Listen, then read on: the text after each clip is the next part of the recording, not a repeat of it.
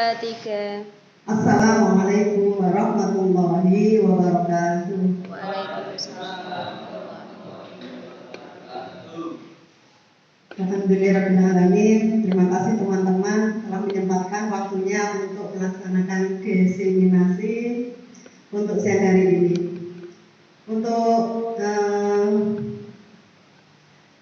siang ini kita akan mendefinisikan tentang budaya positif dalam aksi nyata modul 1.4.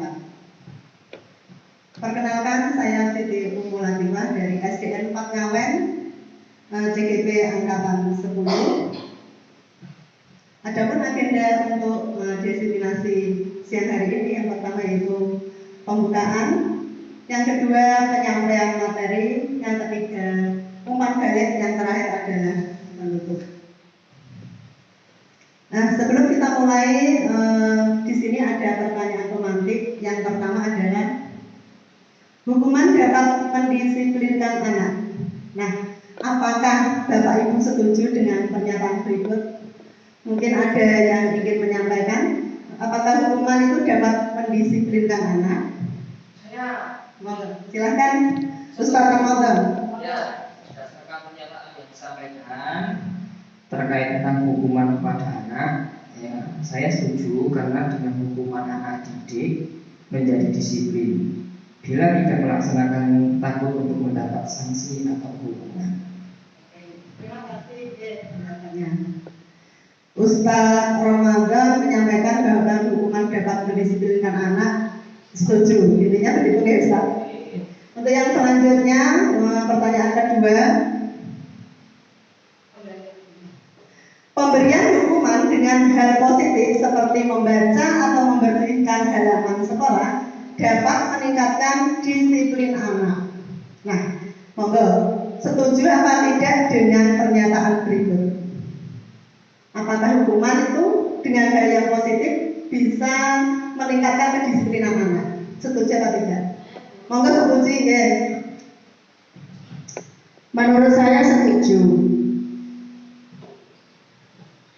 Karena dengan hukuman yang menggunakan hal positif seperti membaca atau membersihkan halaman sekolah itu dapat meningkatkan disiplin anak.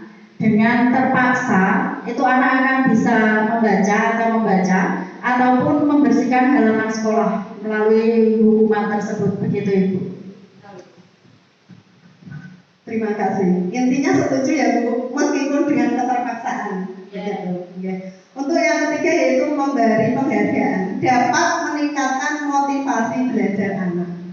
Monggo menurut Bapak Ibu setuju atau tidak? Oke, monggo Pak. Menurut saya setuju karena penghargaan dapat meningkatkan motivasi belajar anak. Anak menjadi lebih semangat belajar dengan harapan mendapat penghargaan dari guru. Ya, terima kasih. Intinya setuju ya, karena dengan penghargaan dapat meningkatkan motivasi belajar anak. Anak lebih termotivasi dengan adanya penghargaan ataupun hadiah. Begitu guys, sepertinya di lapangan pada umumnya seperti itu. Nanti kita bahas pada materi ini. Ya, lanjut. Untuk diseminasi konsep utama modul budaya positif yang kita pelajari, yang pertama yaitu perubahan paradigma belajar, yang kedua disiplin positif, yang ketiga kebutuhan dasar manusia, yang keempat motivasi perilaku manusia, yang kelima posisi kontrol restitusi, dan yang terakhir keyakinan kelas dan segitiga restitusi. Sekarang kita memasuki materi yang pertama yaitu perubahan paradigma belajar. Coba Bapak Ibu, kita bisa mengepalkan tangan ya. Kita umpamakan sesuatu yang berharga. Silahkan sesuatu berharga itu kita genggam, ya. Sekarang silahkan Bapak Ibu berpendapat, apakah Bapak Ibu itu akan melepaskan genggaman untuk melepaskan sesuatu yang berharga tersebut, apa tetap menggenggam sesuatu itu? Ya, itu adalah pilihan Bapak Ibu. Tetap menggenggam atau mau melepaskan genggaman itu. Saya ingin Bapak Ibu mungkin yang akan melepaskan genggamannya, monggo siapa yang akan melepaskan genggamannya, monggo. Saya tidak akan membuka kepalan tangan saya akan tetap menjaga rahasia yang ada. Intinya Pak Joko tidak akan melepaskan genggamannya. Sesuatu yang berharga itu apa Pak? Contohnya jenengan. Sesuatu ya. Pak Joko mempunyai prinsip tidak akan melepaskan genggamannya. Meskipun diiming-imingi hadiah, meskipun diiming-imingi sesuatu yang menarik, tidak akan melepaskan. Ya Pak ya, tetap konsisten ya. Terima kasih. Monggo yang membuka genggaman. Saya akan membuka kepalan tangan saya selama sesuatu itu bisa bermanfaat untuk orang lain. Budian akan melepaskan genggamannya ya. Selama itu memang bermanfaat, benda itu bermanfaat untuk orang lain, Budian tidak segan-segan untuk memberikan sesuatu yang berharga itu untuk orang lain ya. Selama bermanfaat. Begitu ya Budian ya. Ya. Ini adalah paradigma belajar. Nah, ketika Bapak Ibu mempunyai prinsip mau menggenggam terus ataupun tidak, itu adalah hak Bapak Ibu guru. Ya, terserah karena setiap orang mempunyai prinsip yang berbeda-beda. Nah, begitu juga dengan kita sebagai guru, sebagai pendidik dengan murid kita tidak bisa untuk memaksakan kehendak kepada anak. Okay. Anak mempunyai pilihan masing-masing, memiliki sesuatu yang intinya tidak mau diatur-atur. Nah, begitu juga guru hanya bisa menuntun, mengarahkan anak didik. Pada dasarnya anak itu mempunyai keinginan sendiri, mempunyai potensi sendiri, sehingga guru hanya mengembangkan, menuntun bakat mereka. Nah, perubahan paradigma mengontrol tersebut yang pertama adalah ilusi guru mengontrol murid. Ya, guru mengontrol murid. Pada dasarnya kita tidak bisa memaksa anak seperti yang tadi sudah saya jelaskan ya. Setiap anak itu memiliki pilihan. Ya. Tugas guru hanya menuntun, mengarahkan. Nah, yang kedua adalah ilusi bahwa kritik dan membuat orang merasa bersalah dapat menguatkan karakter. Nah, untuk pembelajaran kelompok pembelajaran yang kemarin, saya yakin kalau contohnya anak melakukan suatu kesalahan, guru langsung, ayo tidak boleh seperti itu, ayo begini. Nah, itu yang saya lakukan. Nah, nanti kita akan belajar tentang restitusi, segitiga restitusi. Yang ketiga yaitu ilusi bahwa semua penguatan positif efektif dan bermanfaat. Nah, selanjutnya yang keempat adalah ilusi bahwa orang dewasa memiliki hak untuk memaksa.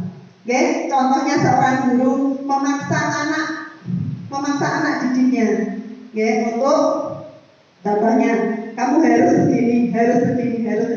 Anak tidak mempunyai kebebasan untuk memilih pilihan mereka. Ya, untuk yang selanjutnya.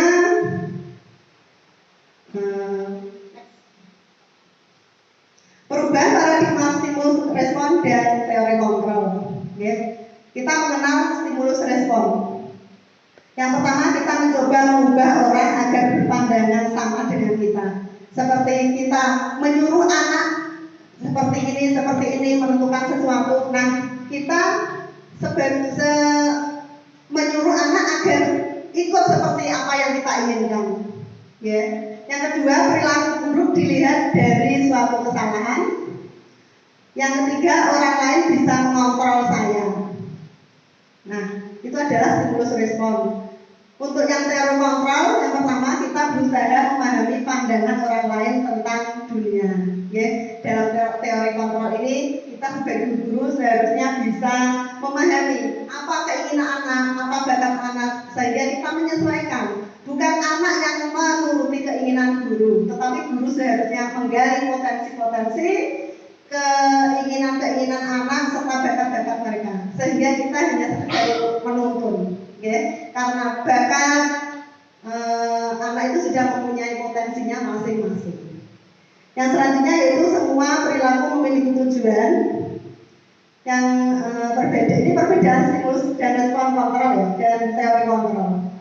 Untuk yang selanjutnya adalah Anda tidak bisa mengontrol orang lain. Nah, seperti tadi, oke?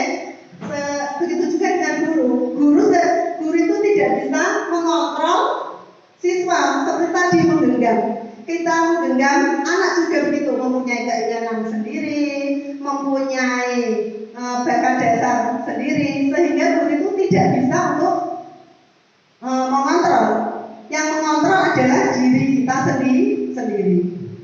Untuk yang selanjutnya yaitu kolaborasi dan konsensus menciptakan pilihan-pilihan baru, serta yang terakhir model berpikir menang-menang. Oke, kalau yang tadi model berpikir menang kalah, guru cenderung untuk menyuruh, siswa cenderung untuk melaksanakan. Oke, itu berarti menang kalah. Tetapi kalau menang-menang, guru mengarahkan, anak pun senang dengan kesadarannya sendiri tanpa ada paksaan. Next. Nah, kita memasuki disiplin positif. Disiplin positif adapun maknanya berasal dari kata disiplin yang artinya belajar.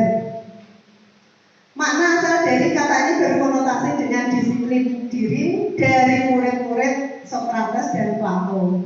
Disiplin diri membuat orang mengenali potensinya menuju sebuah tujuan apa yang dia hargai.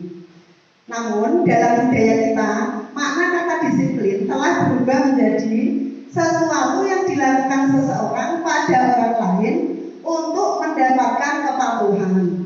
Kecenderungan umum adalah menghubungkan kata disiplin dengan ketidaknyamanan, bukan dengan apa yang kita hargai atau pencapaian suatu tujuan mulia. Oke, disiplin contohnya seperti ketika kita di kelas, disiplin anak-anak kita harus disiplin, berangkat lebih pagi, tidak terlambat, memakai baju sesuai dengan aturan, harus disiplin. Ya. Disiplin di sini menyatakan sesuatu yang agar anak itu patuh. Okay? Meskipun kepatuhan itu mungkin dari keterpaksaan, dari aturan, tidak dari kesadarannya sendiri, okay? Tidak dari itu dari dirinya sendiri atau yang disebut dengan kekuatan dari diri sendiri. Namanya apa Bu?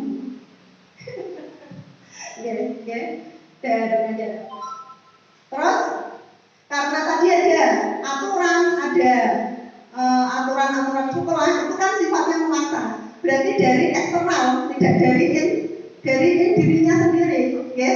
Belum adanya kesadaran penuh tentang tanggung jawab melakukan sesuatu, masih berupa sekedar melaksanakan agar tidak dihukum, melaksanakan untuk mendapatkan kepatuhan.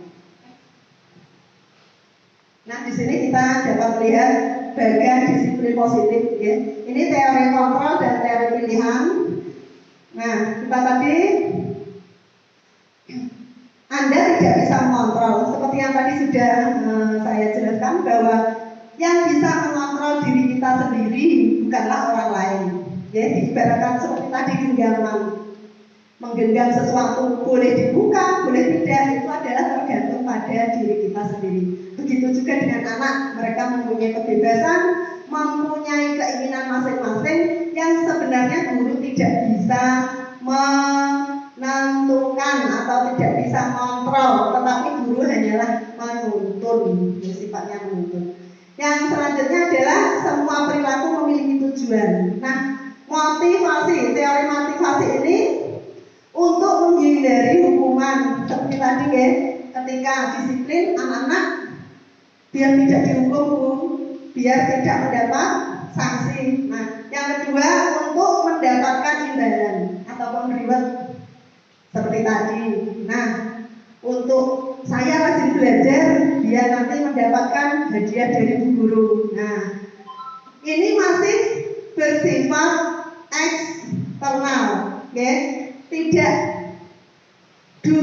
kesadaran ini sifatnya adalah dari luar, belum timbul dari diri sendiri, belum adanya kesadaran penuh dari siswa. Tingkatan yang tertinggi adalah untuk menghargai diri sendiri. Nah, untuk tingkatan ini anak sudah mulai menyadari bahwa pentingnya melakukan disiplin adalah merupakan kesadaran diri sendiri dengan penuh, dilakukan dengan tanggung jawab. Ya, jadi untuk yang pertama dan kedua ini, menurut Bapak Ibu sudah tepat apa belum? Belum ya, kurang tepat. Yang ketiga, untuk menghargai diri sendiri ini adalah yang harus kita tanamkan mulai sekarang. Oke, nilai-nilai universal. Oke. Nah, yang selanjutnya adalah posisi kontrol. Nah, posisi kontrol guru yang pertama adalah menghukum. Ya. Yang kedua, membuat rasa bersalah. Yang ketiga, sebagai teman. Yang keempat, pemantau. Yang kelima, manajer. Nah, dalam 5 posisi ini, ya, guru biasanya saya ingin contoh untuk rasa menghukum, ya, guru sebagai penghukum. Contohnya, anak tidak atau terlambat sekolah. Nah, ketika terlambat sekolah tidak dicari apa penyebabnya, tidak dicari, anak langsung kamu keliling lapangan 3 kali, lari. Nah, itu itu adalah menghukum. Yang kedua adalah membuat rasa bersalah. Ketika guru membuat rasa bersalah siswa, contohnya seperti ketika anak tadi terlambat sekolah, guru mengucapkan, apakah kamu tidak kapok dengan kemarin sudah dihukum 3 kali lari lapangan? Itu merasa anak merasa bersalah, merasa tidak nyaman, merasa tidak enak. Yang ketiga adalah sebagai teman. Nah, ketika sebagai teman, guru seperti contohnya begini, kalau sebagai teman, Andi, kamu kok terlambat, dengan senyum-senyum ya, dengan senyum-senyum guru, kan biasanya ada ya tipe-tipe guru yang seperti temannya sendiri. Kamu kok terlambat sekolah, bisa tidak boleh lagi ya, seperti itu. Terus yang selanjutnya adalah sebagai pemantau. Yang terakhir adalah manajer. Manajer ini nanti kita menerapkan segitiga restitusi. Nah, nanti kita bahas untuk selanjutnya. Posisi-posisi kontrol seperti ini sebagai guru, kita seharusnya bisa menerapkan kepada anak, ya, paling tidak sebagai pemantau ya, sebagai pemantau. Nah, sebagai teman itu biasanya disepelekan anak-anak murid-murid, ya, tidak dihargai biasanya. Untuk yang kelima yaitu kebutuhan dasar manusia. Pada dasarnya kebutuhan dasar manusia itu meliputi 5 hal. Yang pertama yaitu bertahan hidup, ya, kebutuhan untuk bertahan hidup. Yang kedua yaitu penguasaan. Yang ketiga kasih sayang dan rasa diterima. Yang keempat ketenangan dan terakhir kebebasan. Ya. Sekarang kita masuki nilai-nilai kebajikan universal yang tadi sudah diterangkan pada slide sebelumnya. Yang pertama yaitu nilai-nilai kebajikan adalah sifat-sifat positif manusia yang merupakan tujuan mulia yang ingin dicapai setiap individu. Nah, nilai-nilai ini sifatnya universal dan lintas bahasa, suku, bangsa, agama maupun latar belakang. Okay. Setiap perilaku perbuatan memiliki suatu tujuan menurut Dr. William Glasser pada teori kontrol 1984. Nah, kita kaitkan nilai-nilai kebajikan yang diyakini seseorang, maka motivasi intrinsiknya akan terbangun. Okay. Jadi tadi motivasi intrinsik tadi adalah sudah adanya kesadaran dari diri siswa. Okay. Intrinsik siswa mulai sadar dan tidak akan melakukan kesalahan lagi. Nah, untuk motivasi yang kedua yaitu motivasi ekstrinsik. motivasi ekstrinsik ini belum mempunyai kesadaran, okay? Anak-anak lebih cenderung karena ribet, hadiah, karena pujian, karena takut akan hukuman. Nah itu belum memasuki intrinsik, belum ada kesadaran diri, okay? Dari luar. Selanjutnya nilai kebajikan yang ingin dicapai oleh setiap anak Indonesia kita kenal dengan profil pelajar Pancasila. Nah di sini profil pelajar Pancasila meliputi iman bertakwa kepada Tuhan Yang Maha Esa dan berakhlak mulia, mandiri, bernalar kritis, berkebinekaan global, bergotong royong dan kreatif. Selanjutnya kita memasuki teori motivasi perilaku manusia. Yang pertama yaitu tadi sudah dikenal ya, motivasi eksternal. Motivasi eksternal ini untuk menghindari ketidaknyamanan atau hukuman. Seperti tadi ya, melaksanakan aturan karena dia tidak dihukum bu guru. Nah, ini termasuk motivasi eksternal. Lagi yang kedua, motivasi eksternal yang kedua yaitu untuk mendapatkan imbalan dari orang lain. Contohnya ketika guru akan memberikan hadiah karena mendapatkan nilai yang bagus, anak-anak ini termasuk motivasi eksternal. Kenapa? Ketika ibu guru tidak memberikan reward atau hadiah, anak-anak tidak akan semangat lagi atau tidak akan termotivasi. Ya, ini namanya motivasi eksternal. Terus, sepertinya bagus memberikan reward, memberikan hadiah, tapi anak-anak akan menjadi ketergantungan dengan apa-apa yang diribetkan oleh bapak ibu guru. Nah, ini termasuk motivasi eksternal. Untuk yang ketiga yaitu motivasi internal. Nah, motivasi internal ini motivasi yang timbul dari diri sendiri, ya. Tidak ada pengaruhnya dengan orang lain, baik mau diberi hadiah atau tidak, mau dihukum atau tidak. Nah, anak-anak sudah tertanam untuk melaksanakan kedisiplinan. Ini yang diharapkan untuk jangka panjang, ya. Motivasi internal ini bisa kita terapkan untuk jangka panjang. Tetapi kalau dari eksternal tadi, diberi reward, diberi hadiah, dihukum, itu hanya jangka pendek. Padahal pendidikan itu nanti sampai panjang, sampai nanti anak tidak cuma SD ya, sampai mereka hidup di dunia nyata. Nah, karena pentingnya motivasi internal. Next. Nah, merdeka menurut Ki Hajar Dewantara adalah tidak hanya terlepas dari perintah, akan tetapi juga cakap buat memerintah dirinya sendiri. Ya, seperti tadi yang dari internal. Kalau anak sudah memiliki kesadaran atau kesadaran dari diri sendirinya tanpa ada pengaruh dari luar, mereka akan bisa untuk memerintah dirinya sendiri. Seperti tadi, ketika kita menggenggamkan tanpa disuruh mau membuka atau menutup, itulah hak pilihan kita sendiri. Ya. Sekarang kita memasuki restitusi. Ya. Mungkin ini hal yang baru, restitusi. Restitusi adalah proses menciptakan kondisi bagi murid untuk memperbaiki kesalahan mereka, sehingga mereka bisa kembali pada kelompok mereka dengan karakter yang lebih kuat. Restitusi juga merupakan proses kolaboratif yang mengajarkan murid untuk mencari solusi untuk masalah mereka dan membantu murid berpikir tentang orang seperti apa yang mereka inginkan ataupun tujuan kuliah dan bagaimana mereka harus memperlakukan orang lain. Okay?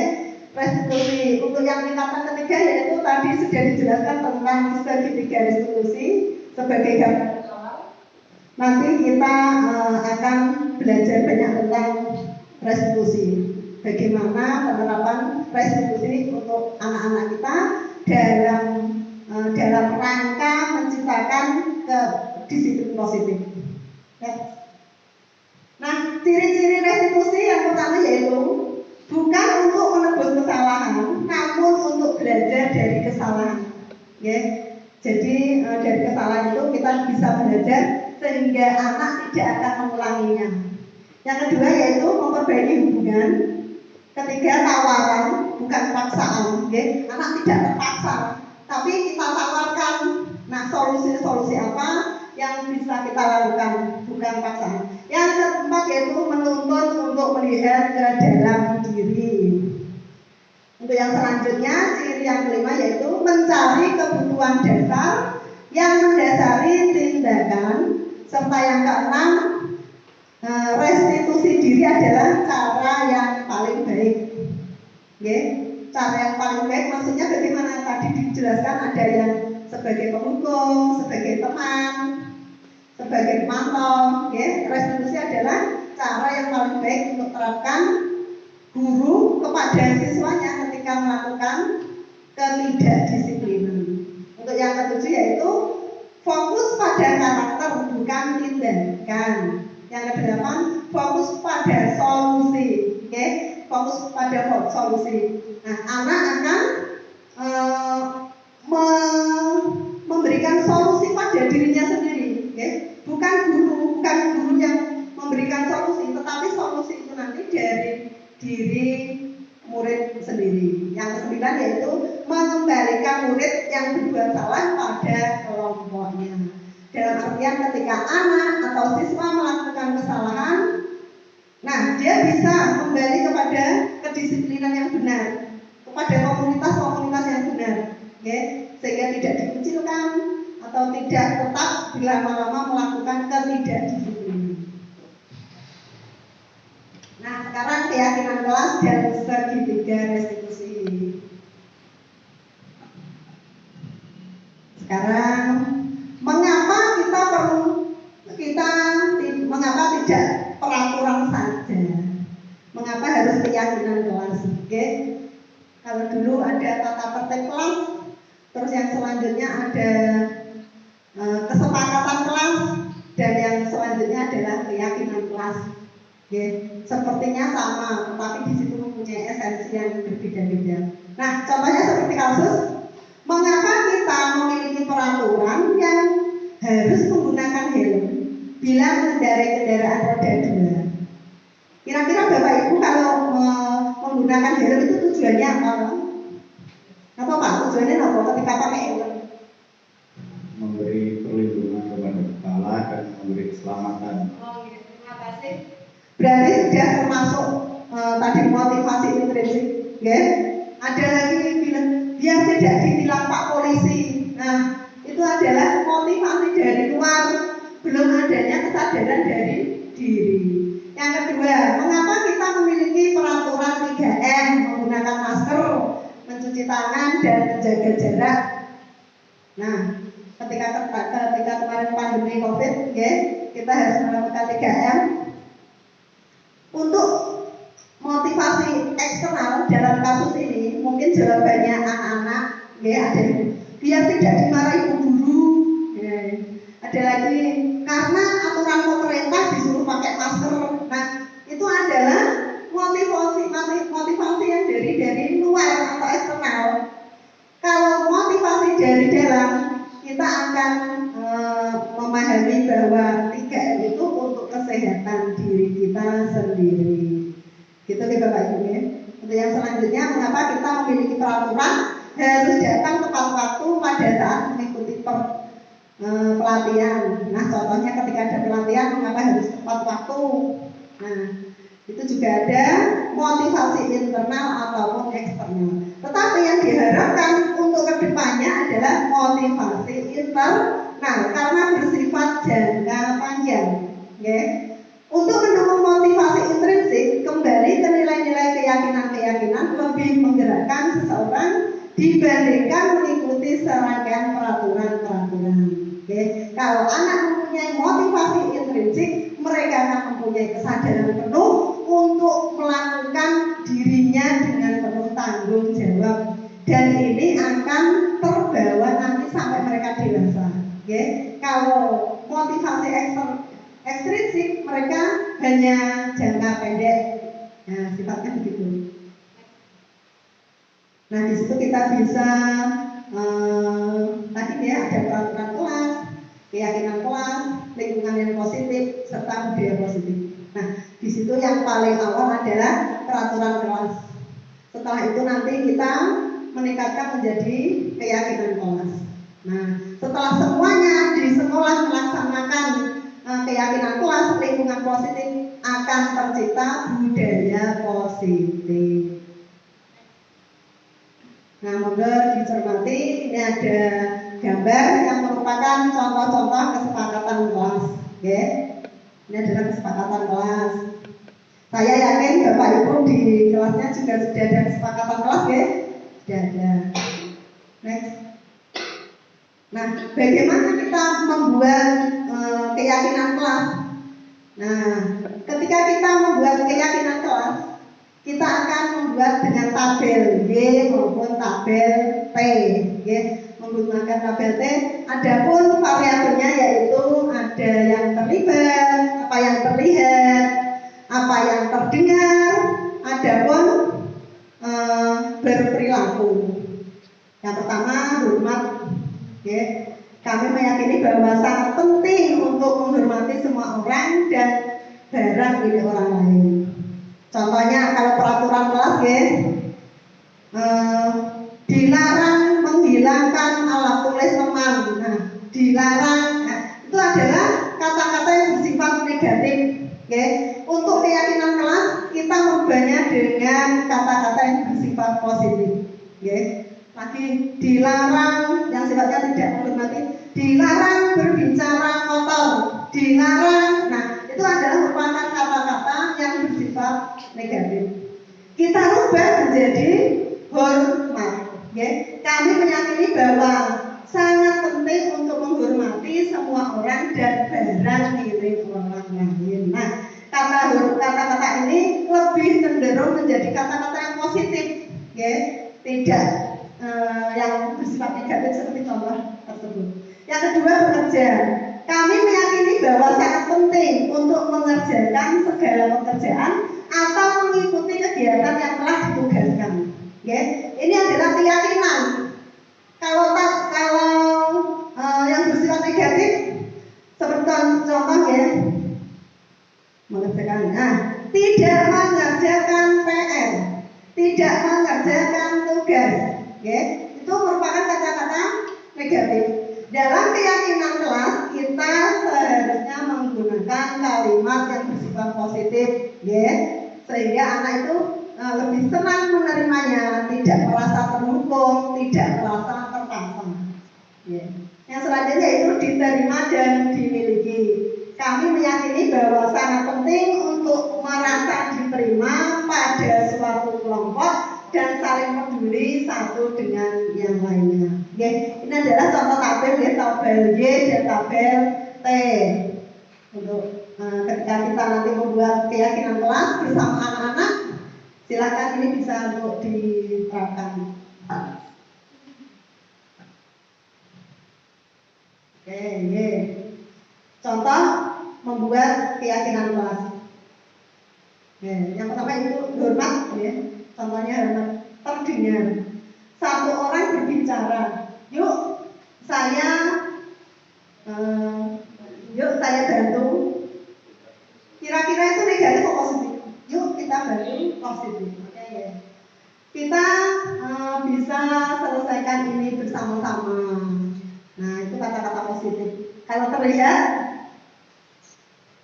seperti berbagi, ya, senantiasa berbuat baik, mendengarkan dengan sesama, ini termasuk menghormati dalam kategori terlihat. Sekarang ketika berperilaku, yang pertama yaitu tersenyum dengan ramah, memberikan salam hormat dan sebagainya. Ya, ini adalah contoh tabel pembuatan keyakinan kelas. Nanti bisa diterapkan bersama anak-anak di kelas Bapak Ibu. Oke. Tadi sudah saya singgung tentang peraturan kelas dan keyakinan kelas. Oke, hampir sama. Peraturan dan keyakinan. Nah, menurut Bapak Ibu itu peraturan dan keyakinan kelas lebih mengenal kemana, ya, kalau peraturan dan keyakinan itu, ya? Keyakinan kelas. Kalau peraturan tadi sifatnya bagaimana, Bapak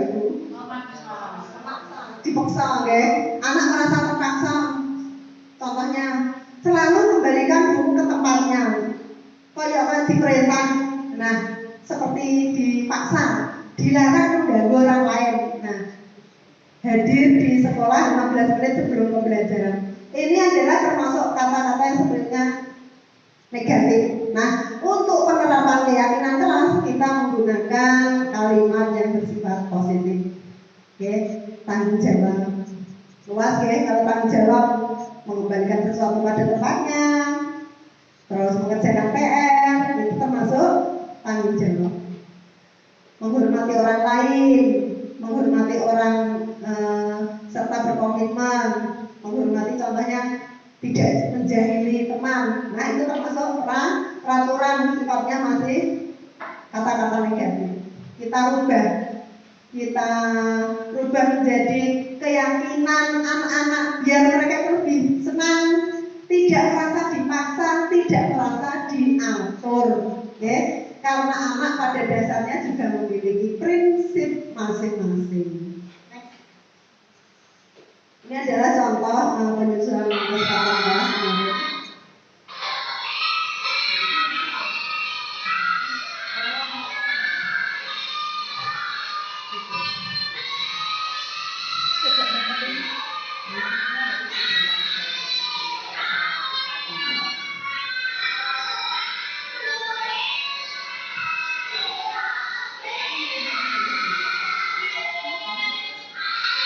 Ya, ini adalah contoh penyusunan kesepakatan kelas.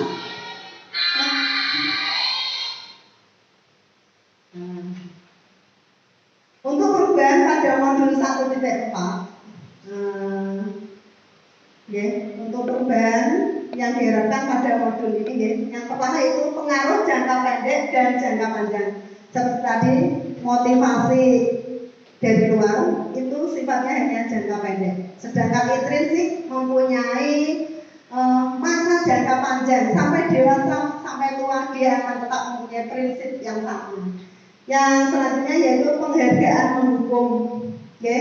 Pada dasarnya penghargaan itu sifatnya menghukum, termasuk motivasi dari luar, ekstrinsik. Okay? Karena apa? Kalau tidak mendapat penghargaan, dia tidak akan melakukan hal tersebut, tidak akan melakukan kedisiplinan tersebut. Yang ketiga, penghargaan mengurangi ketepatan. Selanjutnya, penghargaan itu tidak efektif. Penghargaan merusak hubungan. Biasa dikasih reward, biasa dikasih hadiah. Nah, sekali-kali tidak dikasih hadiah, dia tidak akan termotivasi lagi, tidak akan semangat lagi. Nah, makanya mengapa memberi hadiah itu termasuk tidak efektif ataupun merusak hubungan. Nggak ada hadiahnya, nggak mau, seperti itu, ya. Tidak adanya kesadaran dari anak, dari dirinya sendiri.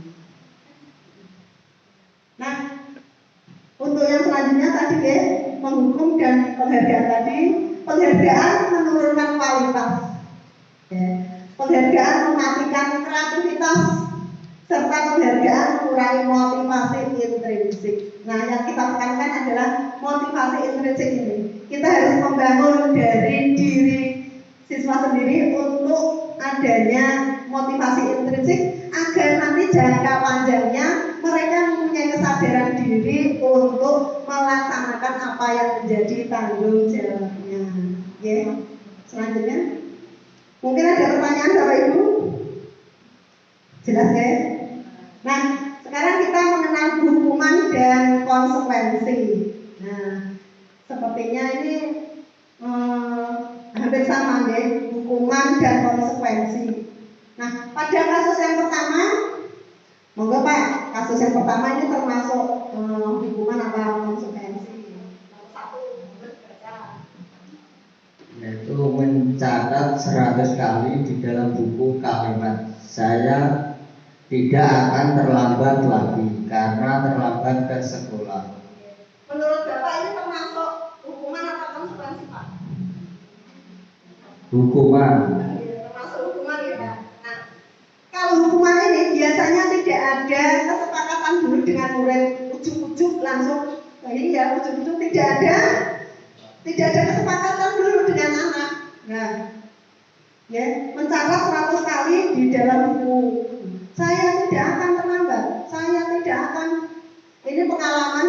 saya sendiri ketika ngaji ya, ketika dia madrasah gitu, karena dia tidak hafal apa-apa kalau itu kasusnya. Ternyata disuruh nulis istighfar sampai 150 kali, ya. Akhirnya anak tidak mau sekolah kembali, anak tidak mau masuk kembali karena merasa takut, ya, adanya tekanan dari guru. Nah, ini termasuk hukuman, ya. Untuk yang kedua, lari mengelilingi lapangan basket 2 kali karena terlambat hadir di sekolah. Monggo termasuk hukuman atau Hukuman. Hukuman, ya. Katanya tahu hukum itu. Untuk selanjutnya, ya benar sekali, ya lari mengelilingi lapangan basket 2 kali karena terlambat hadir di sekolah itu termasuk hukuman. Nah, ini juga akan mencederai, ya, atau melukai hati seorang peserta didik. Biasanya anak itu akan membekas, Pak itu senangannya menghukum, gitu. Nah, itu akan menimbulkan apa? Anak tidak semangat atau anak akan lebih cenderung mutung, ya. Ambil Pak itu tidak enak, senangannya hukum. Untuk yang ketiga,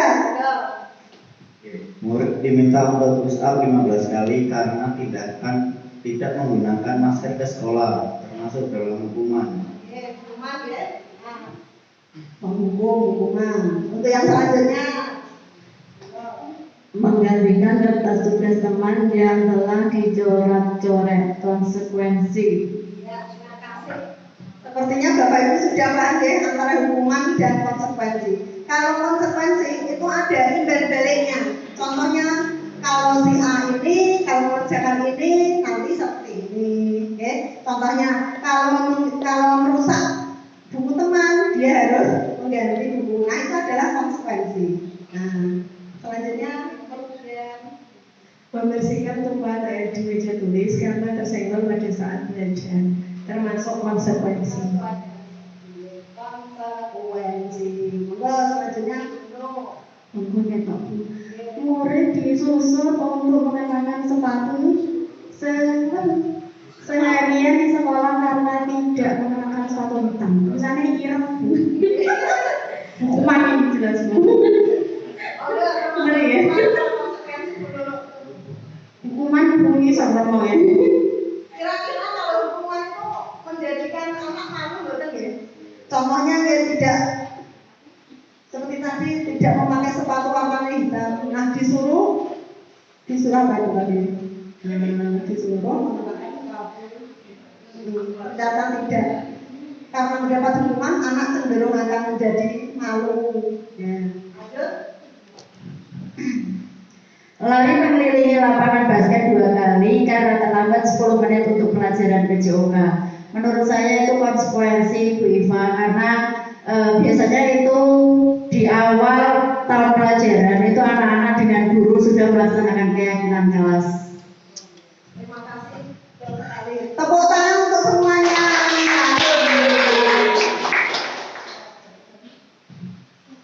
Ya, terima kasih. Sepertinya sudah memahami tentang hukuman ataupun konsekuensi. Monggo.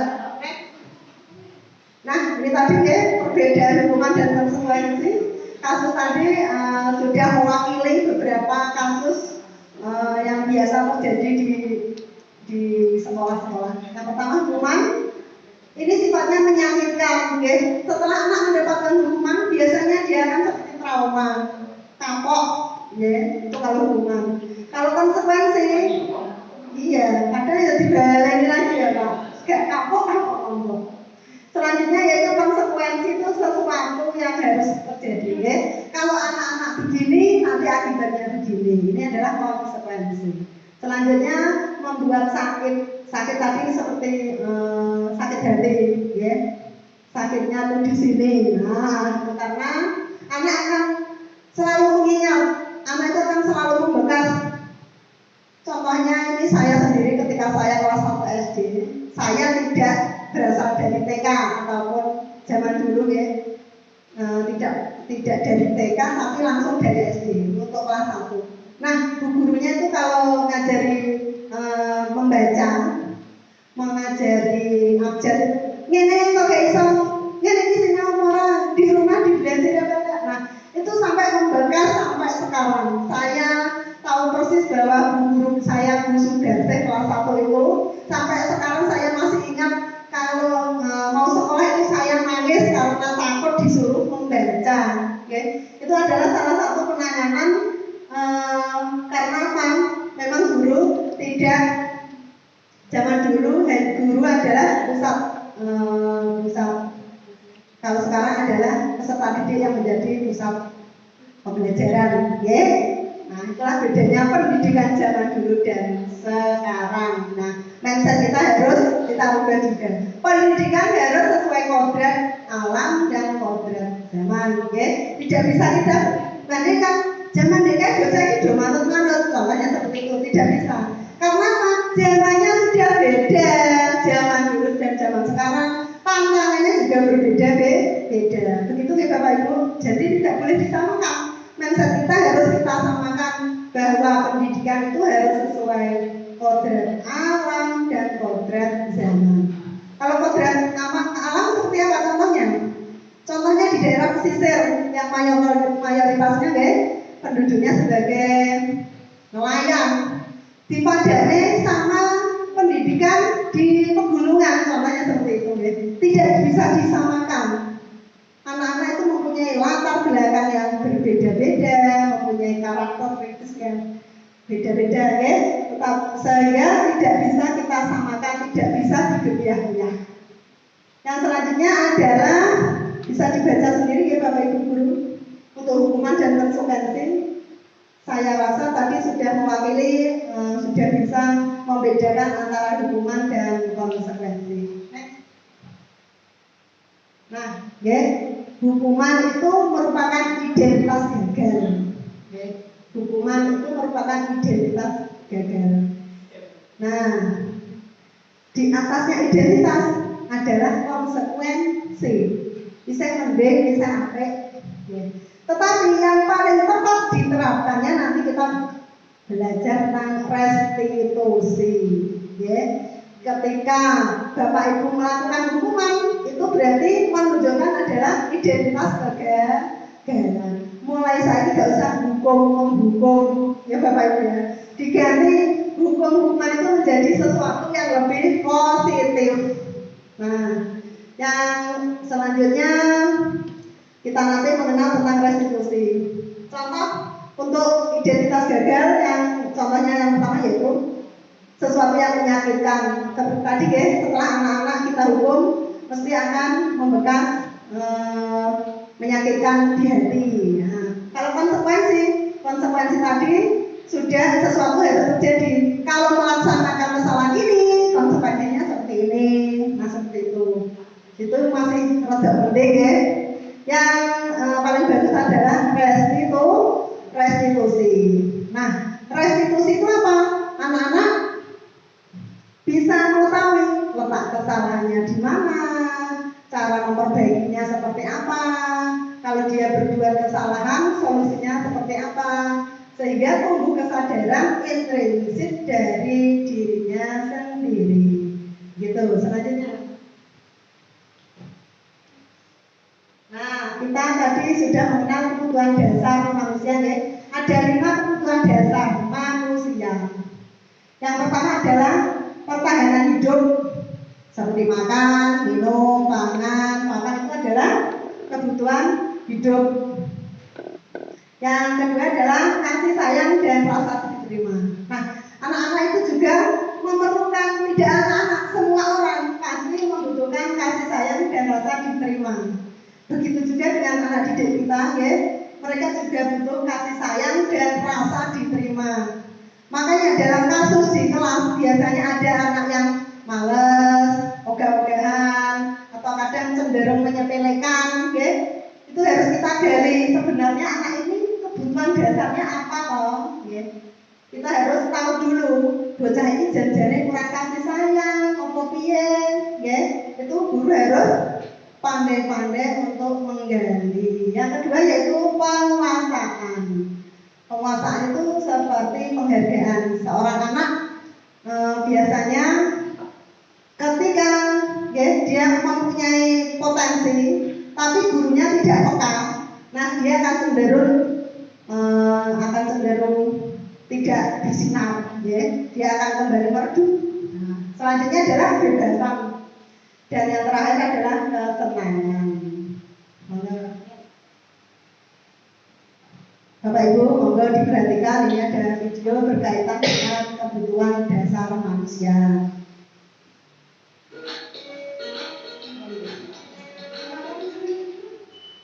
Salam dan bahagia, ilmu dan guru hebat.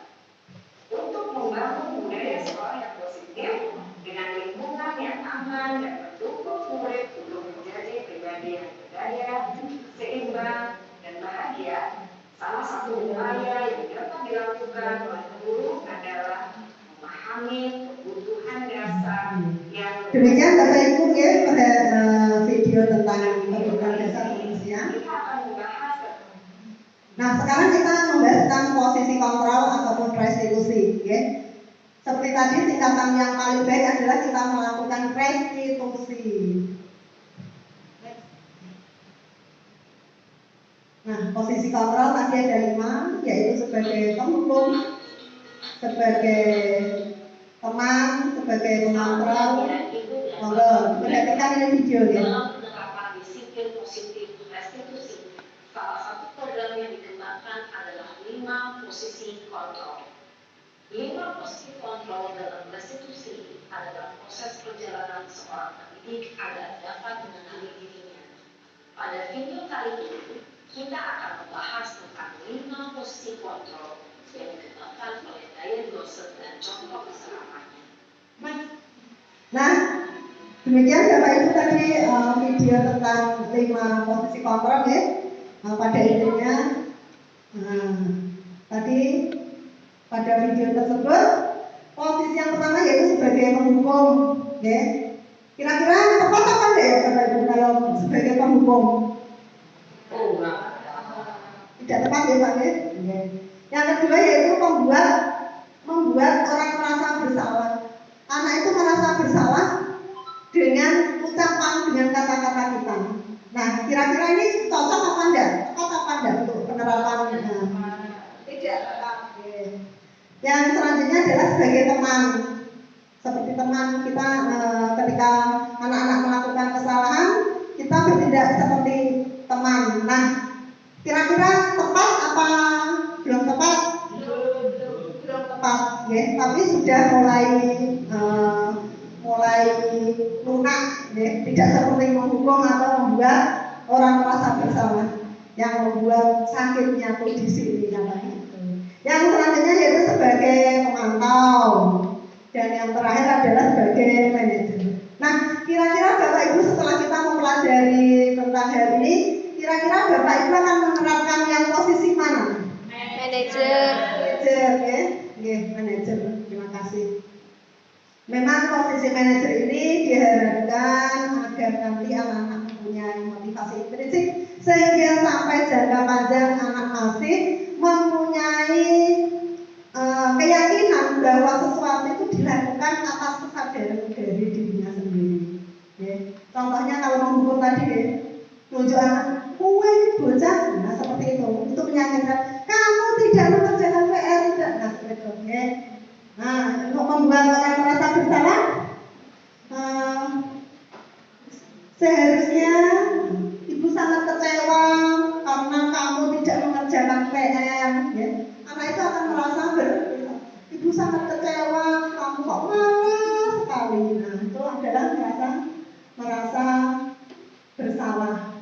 Sebagai teman, ayolah lakukan demi ibu, besok mengerjakan PR lagi, ya.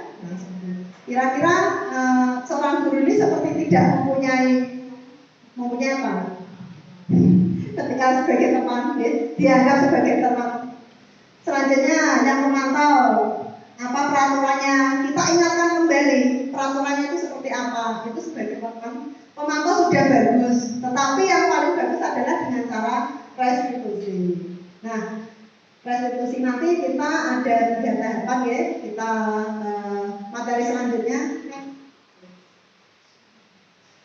Oke, seperti tadi, saya kecewa sekali dengan kamu. Termasuk apa ini Bapak Ibu? Kecewa tadi? Iya. Merasa bersalah, ya. Kamu tidak pernah benar melakukannya, wah jangan.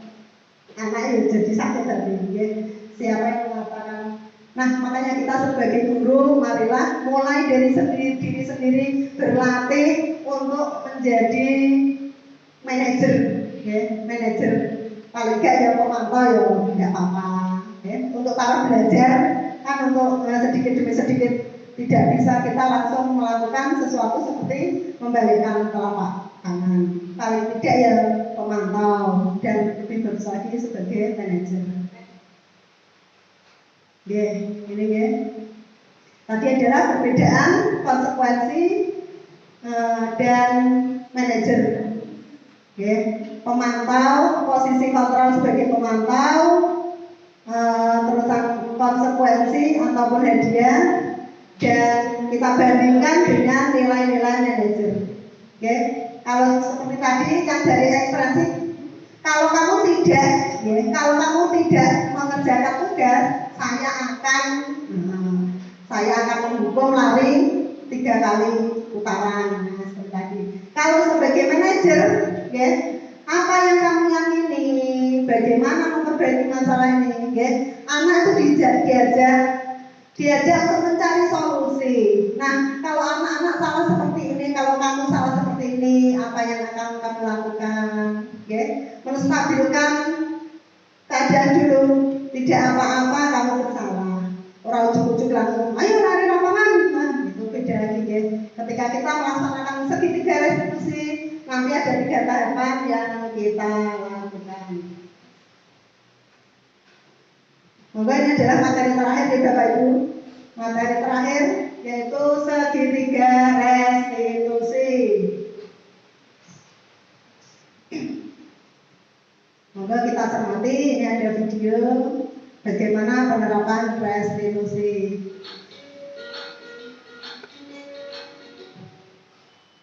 Salam dan bahagia Ibu dan Bapak Guru hebat.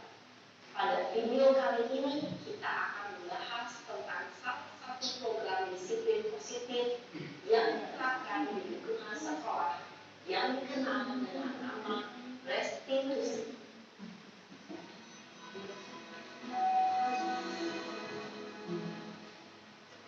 Nah, demikian Bapak Ibu tentang video segitiga restitusi. Sekarang kita belajar tentang langkah-langkah restitusi. Yang pertama adalah validasi kebutuhan. Okay? Ketika anak melakukan kesalahan, kita harus memvalidasi dulu. Okay?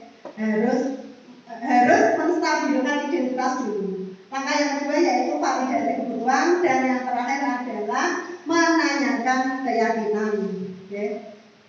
Yang pertama itu langkah pertama menstabilkan identitas, yang kedua yaitu validasi tindakan, yang terakhir adalah menerapkan keyakinan. Nah, contohnya ketika kata-kata untuk menstabilkan identitas, ini ada kasus contoh ya, ketika saya merestitusi anak didik saya yang terlambat.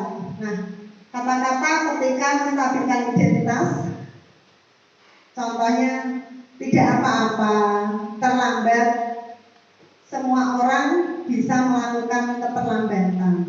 Nah, yaitu adalah menstabilkan identitas. Tidak apa-apa, ya. Tidak apa-apa itu ngayun-ngayun mati ya, kita kan kancane enggak apa-apa gitu. Itu adalah menstabilkan identitas dulu. Yang selanjutnya adalah validasi kebutuhan, ya, memvalidasi. Nah, kalau kamu terlambat, kira-kira itu melanggar keyakinan kelas kita apa tidak? Ya, divalidasi. Apakah tindakan terlambat itu termasuk melanggar kedisiplinan kita apa tidak? Ya, biar anak itu kembali lagi merefresh. Wah iya, keyakinan kelas kita seperti ini. Nah, guru mengingatkan, menuntut. Yang terakhir adalah menerapkan keyakinan kelas. Nah, kalau kamu sudah tahu terlambat adalah melanggar keyakinan kelas, kira-kira Jadi guru itu cuma mengarahkan, oh gak ujuk-ujuk, besok kamu datang tepat waktu, bobo gak usah mengi-mengi, bangunnya lebih pagi, tidak seperti itu, okay? Tetapi anak berusaha untuk menemukan solusinya sendiri. Guru menggiring dengan pertanyaan-pertanyaan yang bersifat positif. Next. Oke. Ini adalah contoh menstabilkan identitas Bapak Ibu guru, perkataan seperti berbuat salah itu hal yang manusiawi. Tidak ada manusia yang sempurna. Bapak Ibu juga buat salah. Kita pasti bisa menyelesaikan permasalahan ini. Ini adalah termasuk menstabilkan identitas. Anak biar nyaman dulu. Nah, yang kedua, lanjut. Validasi kebutuhan seperti tadi. Kamu bisa melakukan hal yang lebih buruk, tapi kamu tidak melakukannya. Kalau contoh terlambat, kamu sudah bagus masuk sekolah, hanya saja kamu terlambat sekolah. Contoh validasi kebutuhan anak. Lanjut. Yang terakhir adalah menanyakan keyakinan. Kalau tadi kasusnya seperti terlambat, menanyakan keyakinannya, apakah kamu melanggar keyakinan kelas? Diingatkan kembali tentang keyakinan kelas. Anak bisa berpikir bahwa keyakinan itu memang penting untuk dirinya sendiri. Ini adalah kasus kemarin ketika anak kecil saya tidak membawa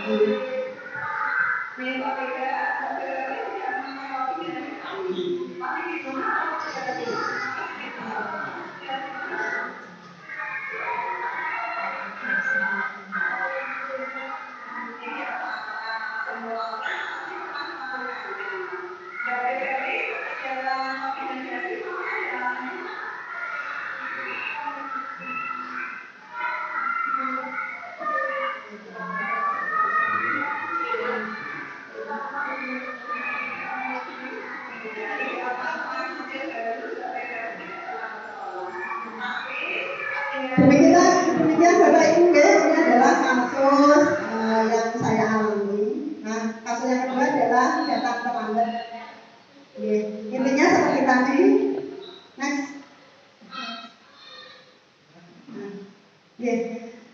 Demikian Bapak Ibu pemaparan diskriminasi yang bisa saya sampaikan. Mungkin banyak sekali kekurangan, saya mohon maaf. Sudah menyita waktu Bapak Ibu, sudah merepotkan. Terima kasih, semoga apa yang saya sampaikan bermanfaat. Sebelum saya tutup, saya ingin refleksi. Monggo Bapak Ibu yang mau mewakili refleksi. Monggo Bu Eni.